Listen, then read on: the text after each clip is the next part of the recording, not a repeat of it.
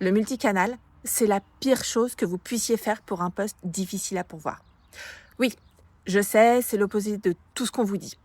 Restez avec moi 30 secondes, parce que je suis pas là pour vous faire du mal. Bon, enfin, un peu quand même. Parce que voilà ce que personne ne vous dit en réunion. C'est que le multicanal, c'est pas une stratégie de diversification. C'est une stratégie de couverture. Vous couvrez mieux le même territoire. Vous ratissez plus large le même bassin. Et vous obtenez plus de candidatures des mêmes profils. Et c'est logique, parce que les mêmes profils sont sur tous les canaux. Ce sont les profils visibles, actifs, en recherche déclarée. Et sur un poste vraiment complexe à pourvoir, votre candidat idéal, il n'est pas là. Il n'a pas mis son CV en ligne un dimanche soir en regardant Koh-Lanta. C'est bien le dimanche soir le Koh-Lanta ? Je ne sais plus. Les profils rares sont rares pour une raison très concrète. Ils ne postulent pas. Ils ne sont pas sur Welcome to the Jungle à faire défiler les offres. Ils n'ouvrent pas l'alerte de l'APEC. Ils ne scrollent pas sur JobUp à 23h. Ils ne répondent pas à Indeed. Et franchement, qui leur en voudrait ? Et sur LinkedIn, parce que là oui, ils y sont, on va pas se mentir. Mais ils sont pas là pour chercher un emploi. Ils sont là pour exister professionnellement. Partager un article, commenter, avoir l'air super occupé. Un peu comme nous tous. Donc, quand vous diffusez une offre sur 10 canaux en même temps, vous ne ratez pas ces profils parce que vous n'êtes pas assez présent. Vous les loupez parce que la méthode ne les atteint tout simplement pas. Parlons LinkedIn. Parce que c'est là que la majorité des recherches complexes se jouent. Et c'est là encore que les illusions sont les plus confortables. LinkedIn, c'est un réseau social. Son moteur de recherche est conçu pour remonter les profils les plus actifs, les plus bavards, les plus visibles.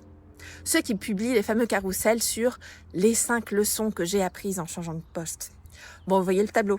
Sauf que, et c'est là que ça devient vraiment intéressant, 58% des candidats sur LinkedIn ne rédigent aucune description pour leur poste actuel. Aucune. On parle de la majorité des gens. Ces profils-là sont fantômes pour un moteur de recherche classique. Ils n'apparaissent pas dans vos 10 premiers résultats, parfois même pas dans vos 50 premiers. Alors, ils existent, ils bossent, ils évoluent, mais pour l'algorithme, ils sont aussi visibles qu'un chat noir dans une cave. Et pourtant, le bon interlocuteur, le bon message, le bon moment, pour certains d'entre eux, ça change tout. 3 mots-clés dans une barre de recherche et un filtre localisation, c'est pas du sourcing, c'est de l'attente organisée. Alors oui, c'est confortable, mais ça reste de l'attente. Le sourcing actif, le vrai, ça se pense, ça se construit et ça se déplace bien au-delà du mot-clé. Ça commence par une question que la plupart des gens ne se posent pas vraiment. Où vit vraiment le profil ? Pas où est-ce qu'il devrait être selon la théorie. Concrètement, où est-ce qu'il est dans son quotidien professionnel et digital ? Est-ce qu'il intervient en conférence ? Est-ce qu'il a publié quelque chose ? Signé quelque chose ? Est-ce qu'il a un GitHub, un portfolio, un compte sur une plateforme de niche qu'on n'a jamais visité de sa vie ? Et c'est tout à fait normal, chacun son métier.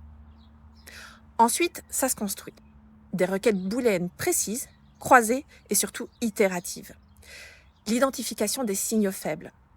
Des approches personnalisées et pas des copier-coller du même message à 200 personnes avec juste le prénom qui change. Ça compte pas comme personnalisation, désolé. Et il faut se déplacer hors de LinkedIn quand LinkedIn ne suffit plus. Sur des forums spécialisés, sur des plateformes techniques, sur des bases de données sectorielles ou des réseaux dormants qu'on va réactiver. Être partout, c'est pas chercher. C'est attendre. Alors certes, à 10 endroits en même temps. Mais l'attente, ça ne trouve pas les profils qui ne cherchent pas. Vous gérez des dizaines de postes en simultané. Vous avez les managers sur le dos, des délais qui glissent, des reportings à rendre et un ATS qui vous déteste personnellement. Ou en tout cas, c'est l'impression que ça vous donne. Vous n'avez pas le temps de construire une stratégie de sourcing sur mesure pour chaque poste. Et vous n'avez pas à le faire. C'est exactement pour ça que les mandats de sourcing existent. Chez The White Rabbit, on travaille exclusivement sur les postes que les méthodes classiques ne résolvent pas. Ceux qui sont ouverts depuis beaucoup trop longtemps. Ceux pour lesquels vous avez déjà tout essayé. Ceux où le brief est cristallin, mais les candidats restent introuvables. Qu'on soit en France, en Suisse romande, le problème reste exactement le même. Nous, on ne multidiffuse pas. On ne fait pas du volume, on construit une stratégie de recherche spécifique à chaque poste, à chaque secteur, à chaque réalité de marché. On va chercher celles et ceux qui ne cherchent pas. on les identifie, on les approche et on les engage avec le bon message, dans le bon contexte, pas avec un copier-coller d'un message de masse envoyé un mardi à 22h. Des profils qualifiés, sourcés activement et présentés avec un brief complet. Voilà ce que vous obtenez avec nous. Si vous avez un poste ouvert depuis plus de 2 mois sans résultat satisfaisant, on a peut-être quelque chose à se dire. Le lien est juste en dessous. Je vous propose un premier échange de 30 minutes, évidemment sans engagement. On ne cherche pas à travailler avec tout le monde. On cherche à travailler sur les postes qui le nécessitent. À très vite et bon courage pour votre ATS. Vraiment.